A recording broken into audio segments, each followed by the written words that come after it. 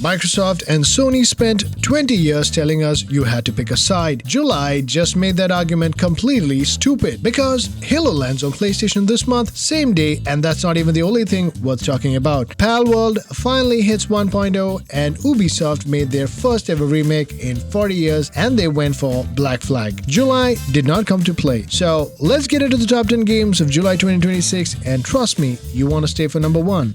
Alright, so kicking things off is Disgaea Mayhem. NIS just threw out 40 years of tactics DNA. They threw the whole formula out, which means no tactics grid, no turn order, or no waiting. Full action RPG, and honestly, if you've always bounced off Disgaea because the 40-hour learning curve felt like homework, this might finally be your entry point. You're NA, a mercenary who gets pulled into a netherworld power struggle over a legendary stolen pudding. Very Disgaea nonsense, and I respect it completely. 7 weapon types, magic changes back, and a smart new mechanic where ranged and aerial attacks pause the action briefly so you can take aim. In a game going full Musou energy, that actually matters. And here's a fun fact, in Japan, this is literally called as Kyoran Makaisim. NIS just slapped the Disgaea name on it for the West. And here's the catch though, NA is apparently the only playable character at launch. The fanbase is kind of divided on it. Releasing on July 23rd on PS5, Switch, Switch 2 and PC, Disgaea veteran or genre shift skeptic, which side are you on?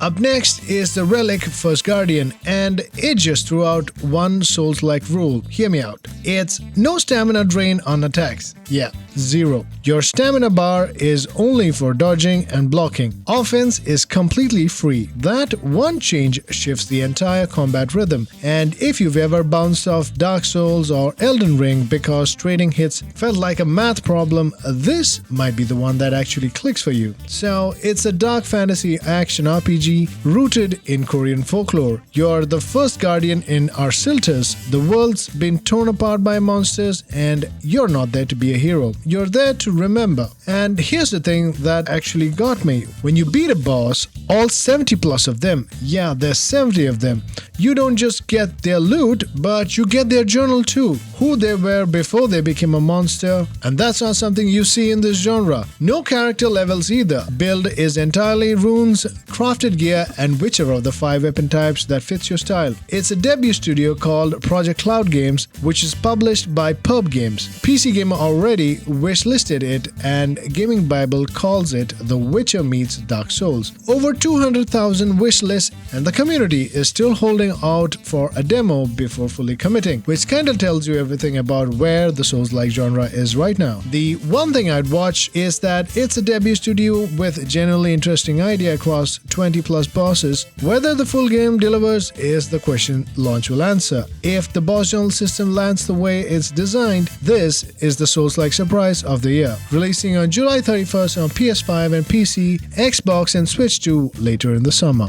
And this one's an interesting one. The Mound, Omen of Cthulhu is the co-op horror game that's been quietly building a following. And I think it's going to surprise a lot of people. So it's set in 1652, you and up to 3 friends are conquistadors, and I hope I'm saying that right. Your captain drops anchor off the coast of Chile, hands you a contract, go into the jungle, grab the treasure, get back. Except the jungle is alive and it does not want you there. It's a first-person co-op horror with handcrafted maps.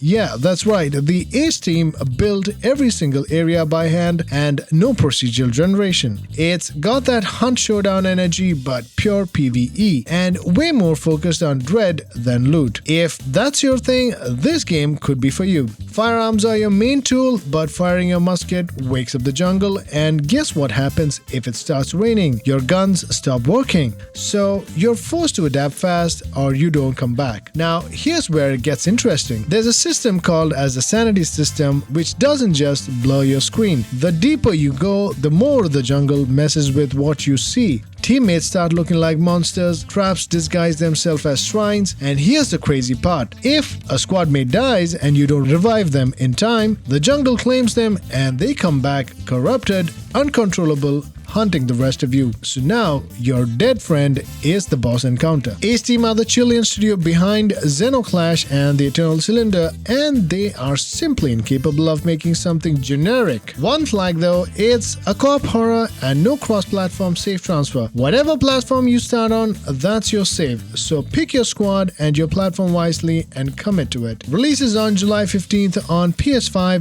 Xbox Series X and S, and PC with full crossplay. If your squad goes down and the jungle sends them back, you already know if you're the type to keep going or call it.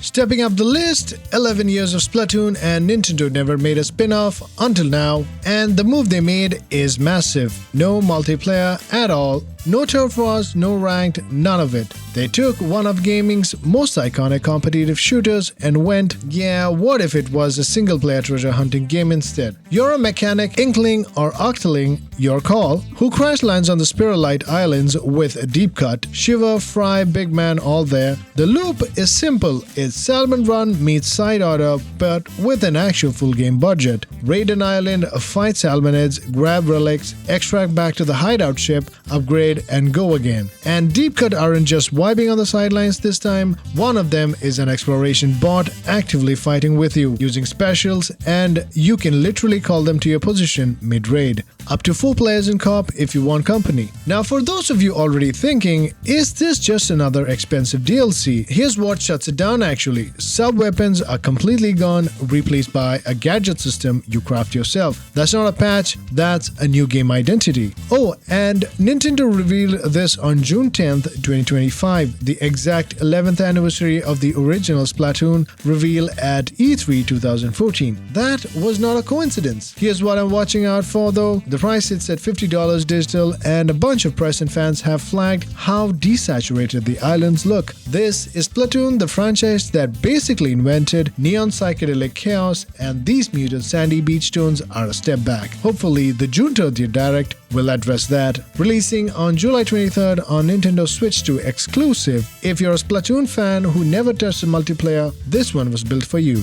Moving on, Avatar Legends, the fighting game, was actually dead. It was cancelled. Developers walked, and then the devs who got laid off, they bought the rights back, formed their own studio, and finished it themselves. I genuinely love that story. And the person running that studio came from Killer Instinct at Iron Galaxy. So this isn't a licensed cash grab with Avatar skins on a budget fighter. There's actually pedigree here. What they've made is a hand-drawn 1v1 fighter, 12 characters from both Last Airbender and Korra, and honestly, the character work is the thing that actually sells it. Azula loses a round and her whole vibe shifts. Composed and precise 1 second, completely unhinged the next, because that's who she is. Zuko can redirect her lightning, and Sokka has a literal Suki kiss installed that powers him up mid-match. That's in the game, very story accurate, not joking. IGN's first game editor went hands-on during the alpha and called it a legitimate 2D throne contender. Then the studio delayed it 3 weeks to add some content they hadn't even planned. At $29.99, that's the whole story right there. The honest caveat though, this franchise has burned people before, Quest for Balance left a mark, and people remember. Cautiously optimistic is the vibe. Releasing on July 23rd on PS5, Xbox Series X and S, Switch 2 and Switch and PC. Avatar fans have been waiting for the right game for 20 years. Is this the one, or are you waiting on the reviews first? From there, we move to Echoes of Aincrad, which makes a call in its first 5 minutes that no Sword Art Online game has ever made. Before you even make your character, the game runs you through the beta test. Nobody's trapped yet, everything's fine, fixed character tutorial vibes. Your logout button is gone, and only then does it hand the controller back to you to build who you're actually going to survive with. You don't watch the shift happen in a cutscene, you live it.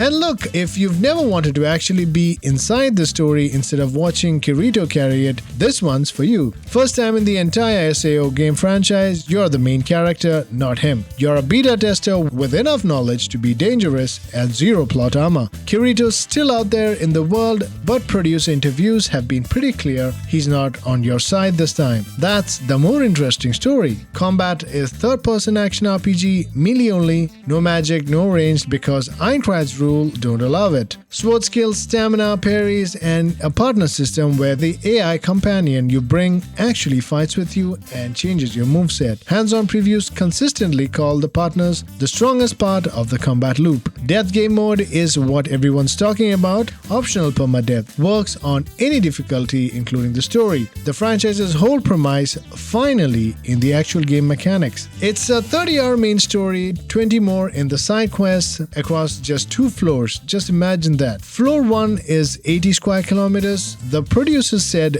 building all 100 would take 10 years of development. So this is a first chapter built to be deep rather than wide. The honest concern here, multiple hands-on review across the board flag the open world feeling thin. Big zones, not much happening between objectives, worth keeping an eye on at launch. It releases on July 10th on PS5, Xbox Series X and S and the PC.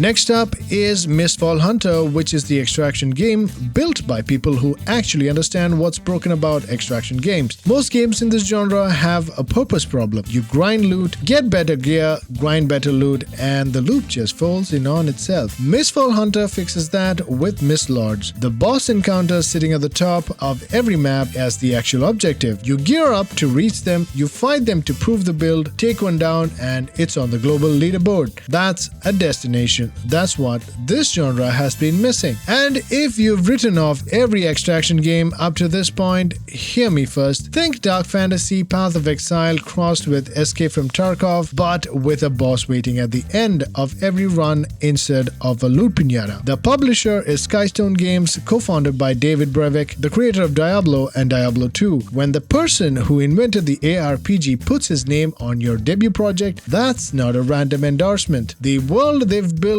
earns that kind of attention. Gods went to war with the outer gods, wiped each other out, and what was left of them became the Glyndon Mist, a golden fog that corrupts everything it touches. You're a guild hunter, a dead warrior brought back by a fragment of the Fate Goddess's soul, sent into the mist to scavenge and extract alive. There are 6 classes and 2 weapon stances each: Mercenary, Black Arrow, Sorcerer, Shadow Strix, Seer, and Withered Knight. 3-player squads are solo, full crossplay is available, and it's day 1 on Game Pass. The open beta hit over 9,000 concurrent on Steam, and the devs were patching mid-beta. Matchmaking, performance, balance, all in real time. For a first game from a brand new studio, that's a good sign. Only thing giving me a pause, extraction games need consistent post-launch content to survive. New maps, new Mist Lords, new classes regularly. Bellring hasn't had to prove that commitment yet. Releasing on July 29th on PS5, Xbox Series X and S, and PC. If you've been waiting for an extraction game with a real endgame, this is the one to watch for.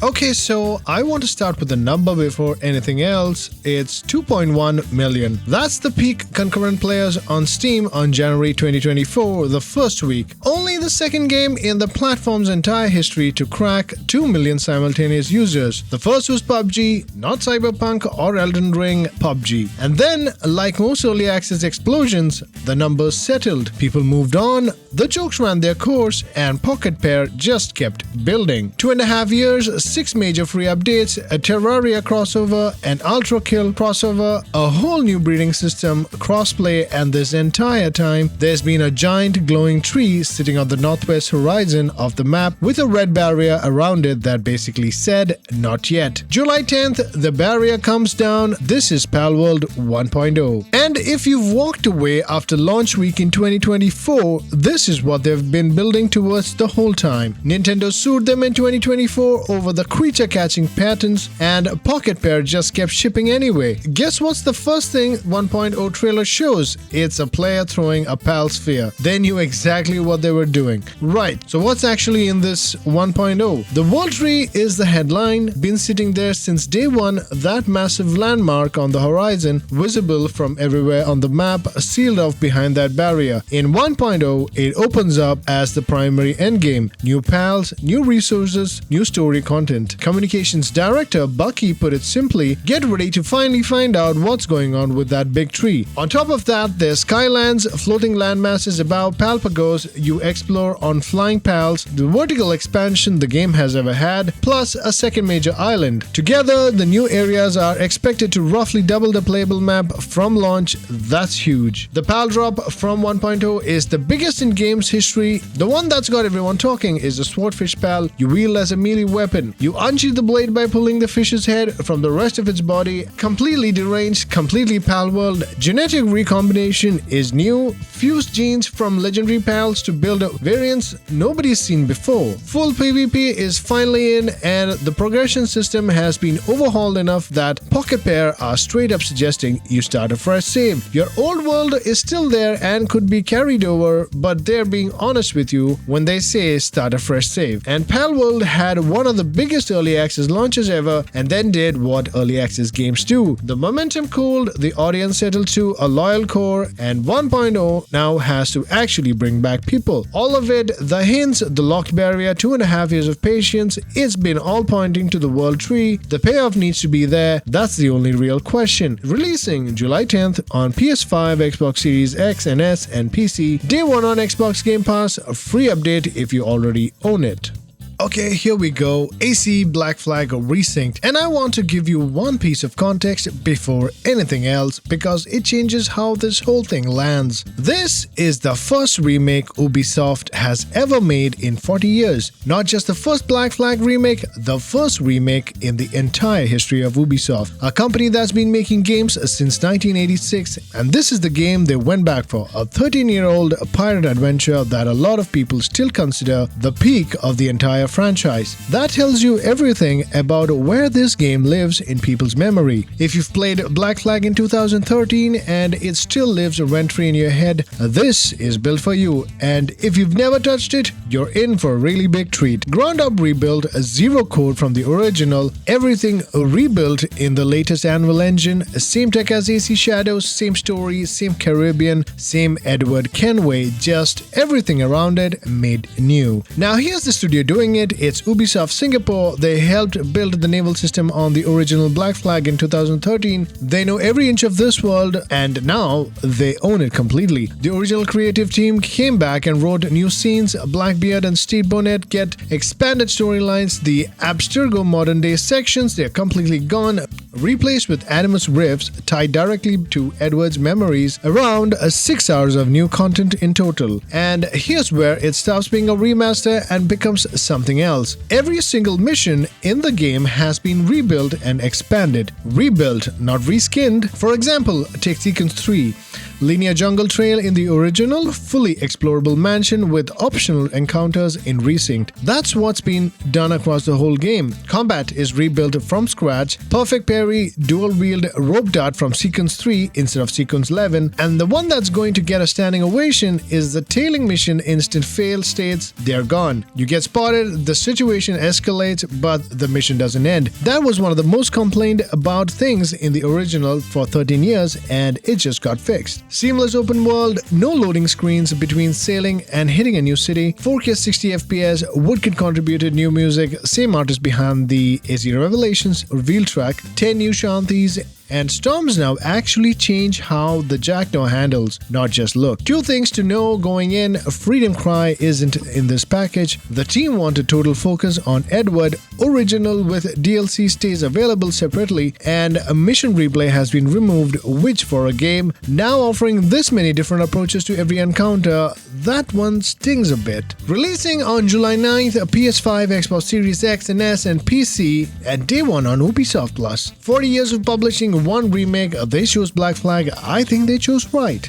And here we are. Okay, so before I tell you anything about this game, I want you to feel something first. If you ever grew up with an Xbox, if Halo was the reason you got one, or begged for one, or you stayed up all night playing through the mall with a friend on the couch, you know this franchise lived on one platform for 25 years. That was a deal. Halo was Xbox. That was the whole point. This July, that deal is over. Halo Camping Involved is launching on PS5 same day as Xbox, same price, price, and same co-op. No timed exclusive window, no staggered rollout, day one on every platform. GameStop half-jokingly declared the console war was over when this was announced, and I'm not sure if they were joking. And if you're on PlayStation and you've never touched a Halo game, this is where you could start. The Ring, the Chief, the Flood, the whole origin story, rebuilt from scratch on your platform. So be grateful, PS5 folks. So it's a ground-up remake of Halo Combat Evolved's campaign, not the 2011 anniversary, not a remaster built in Unreal Engine 5. But here's a part that actually matters for how it feels. Halo Studios kept the reach fork of Bungie's original Blam engine underneath, specifically to preserve the enemy AI and the physics. So when an elite flanks you properly, that's not an accident. They protected the field deliberately. The studio is Halo Studios, formerly known as 343 Industries, new engine, clean break from Infinite. And if you've bounced off Halo before or never had a reason to play it, this is honestly the build for you. A camping build to introduce 93 million PlayStation owners to the Chief for the first time. That's the scale of what this release is trying to do. 13 missions total, 10 rebuilt from the original, the Silent Cartographer, the Library, the Maw, all of them, plus 3 brand new prequel missions. Operation Meteorite, set 1 year before Combat Evolved. This is canon and it unlocks immediately when you start the game. No completion gate, no paywall. 4-player online co-op, full crossplay across Xbox, PC and PS5, 2-player split screen on console is back, and the co-op scaling is a real system. More players means more enemies, higher ranked enemies, and AI that genuinely responds. Dodging grenades harder, falling back to recharge, and actively flanking. The best squad experience this franchise has had since Halo 3. Now, the skulls. And this is where Camping Evolved does something I don't think people have fully clocked in yet. 42 skulls, more than any Halo game in franchise history. 3 hidden in every mission. These aren't difficulty toggles, they are game state modifiers. The adaptation skull, which unlocks camping remixes, randomizes every enemy faction on the map. So you can storm the Silent Cartographer beach and run straight into Flood combat forms instead of the Covenant. That single modifier changes a mission you've played 100 times. And remix layers, visual effects are on top. Halo Studios built replayability into a single player camping, which most shooters don't do. Health packs are gone though, full auto regen only, which takes away some of the stakes that made Combat Evolved's encounter feel meaningful. And there's no multiplayer, camping only, no Blood Gulch. Halo Studios point to the Master Chief Collection for competitive play, but it leaves the PS5 audience who falls in love with this game with nowhere obvious to go next. Those are the real things to know before going in. Releasing on July 28th on PS5, Xbox Series X and S, and PC, and day one on Game Pass. 25 years, same ring, same Chief for the first time, every platform. Are you playing this on Xbox, PlayStation, or finally dragging your PC squad into a Halo game for the first time? Alright, that's your top 10 for July, but before you go, I've got 5 more games worth knowing about. Shorter takes, but none of these deserve to get slept on. Alright, starting off with bonus number 1, we have Moonlight Peaks, and it has a pitch that sounds like someone dared Stardew Valley fans to go full goth. You're Dracula's kid, and believe it or not, you'd like to farm than terrorize. You've inherited the family farm, and you'd rather spend eternity brewing potions, growing mystical crops, and romancing the local werewolves, witches, and mermaids, all 24 of them, than carry on dad's old Dark Legacy thing. Demo's been live for a few weeks. If you want to try before you buy, it's from Little Chicken Game Company, published by Xseed, and the community vibe right now is cautiously optimistic. The cozy game genre has burned people before, and Fae Farm left a mark, and people are watching whether the character here actually has something to say. Releasing on July 7th on Switch, Switch 2, and PC, no PS5, this could be your summer rabbit hole. Alright, and in bonus number 2, we have Heave Ho 2, which sold close to 1 million copies, and the whole time it had 0 online multiplayer. No online, none. Nearly 1 million copies, and that's how good the core chaos is. And now they fixed it. You and up to 3 friends are floating head with arms, grab, swing, fling, drop, 8 new worlds from zero gravity space to full kitchen chaos. The goal is to get through without letting go, and there's a high chance that you might let go. Someone always lets go. Halo. Someone always does. Think human fall flat energy, but with more arms and more things to throw at each other. Co-op and versus both online now, 2 to 4 players. Switch to game share means one copy covers up to 4 players locally or online. Price is $9.99 and demo on Steam now. Solo is rough, but if you've got a squad, watch out for the release on July 16th on Switch, Switch 2 and PC. And up next, we have DragonSword Awakening. And here's a quick fact about it. Hound 13 had a Korean live service version. They terminated the deal over an unpaid minimum guarantee. They rebuilt the game as a buy-to-play PC title and shipped it to Steam. That's the origin story. And look, it might look like a gacha game, but it's not a gacha game. No pulls, no daily logins, just buy it and play it. 19 playable heroes unlocked through story, open RPG on Unreal Engine 5. If you've played Grand Blue Fantasy Relic and more of that buy one's anime action energy, this is that pitch. Demo hits 69% positive at Steam Next Fest. Some floatiness in the combat people have noticed, and Webzen is still trying to block the global release in court. That's 2 real things to know before going in. PC only, releasing on July 23rd on Steam. If you've been waiting for an anime ARPG you can just own, keep an eye on launch day. And up next, we have Moss the Forgotten Relic, which is a survival move. Polyarch, the Seattle studio behind the original Moss, laid off 2/3 of their studio in April. A major project cancelled, and what they're shipping with that skeleton crew is both Moss games combined into one flat-screen adventure. Quill's full story, no VR headset required, new cutscenes, rebuilt camera, all the DLC. The franchise has over 160 awards across the 2 originals, and most people have never been able to play any of it because it's been VR only since 2018. If you like quiet emotional puzzle adventures like Ori and the Blind Forest territory but with a tiny mouse, you will actually root for this one. People who've played it in VR will tell you something doesn't translate, and they're right. The intimacy of watching Quill in a living diorama around you doesn't survive the move to a flat screen, and that's honest. But if you've been locked out for 8 years, it's releasing on July 16th on PS5, Xbox Series X and S, Switch and Switch 2 and PC. So Quill will be waiting.